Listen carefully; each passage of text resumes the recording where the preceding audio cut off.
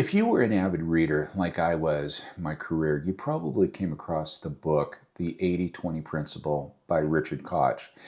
And this book was based upon the Pareto principle, which talks about how 20% of results come from 80% of the effort. If you applied this principle during your career, you soon discovered that it was only a few projects that really made the biggest impact with a company.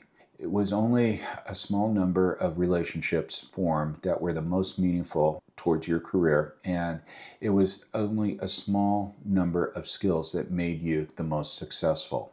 That was the principle from what I would say a 5,000-foot perspective. But can we still use this principle during our retirement? And that's what I want to talk about, because yes, I do believe not only can we should be using this. We should be using this because it can help in two different ways. One, our day-to-day activities, and two, our thought process. So let me explain. When I've talked with individuals that especially have recently gone into retirement, you probably felt the same way. I often hear something like, "Oh my God, I can't believe I am so busy. How did I ever get things done when I was working? There's so many things around the house that needs to be taken care of. How did I get time to take the haircuts or go do this or do that or do this?" And the thing is when you take a few steps back and you look at your daily activities, it's just busy work because you've made so many commitments, maybe to yourself, maybe to others. You have made obligations there. Maybe you're started doing some volunteering that really has no purpose, no value for you, and you're just becoming resentful. And furthermore, when you look at the things that are actually bringing you joy in retirement, that's probably only you're getting a return of investment of about 20%. What is the joy of retirement? Maybe it's spending time with the grandkids or spending time with a hobby that you really wanted to take up. Maybe it was something with purposeful travel or a project or even doing an encore business. But yeah, you can't do it because you just have so much work that you have to do around the place. And I've heard that so often. And what I want you to take a look at, going back to the career days, we recognize that it was only 20% or so of, say, projects out there that we worked on that were the most impactful, yet our days were filled with all of this busy work. And how did we get through to do that? We focused on those projects. We made them the priority, and we looked at the busy work, and that wasn't a priority. We either chunked it down, we put them into different priority banks, we delegated it. Maybe we just looked at those and we said, we don't need to do that anymore. And here's the thing with retirement. We don't have a boss. We have the ability, we have the choice to go ahead and say, you know what? I don't want to do that anymore. I don't need to do that. It drains my energy. We have that choice.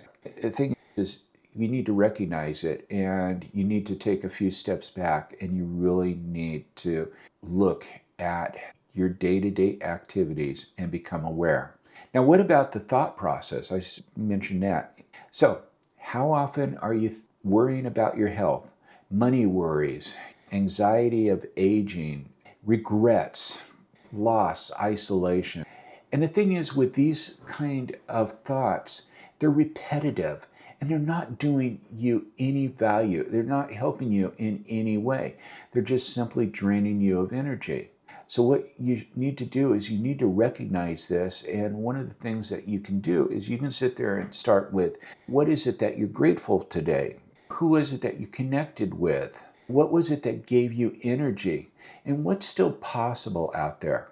And one of the things that I think can really help with changing this thought process, reversing it. So instead of 80% of your thinking is worrying, you make that 80% of what I would say the joys of retirement. And you can do that by, again, becoming aware. And one of the best ways to become aware is to journal.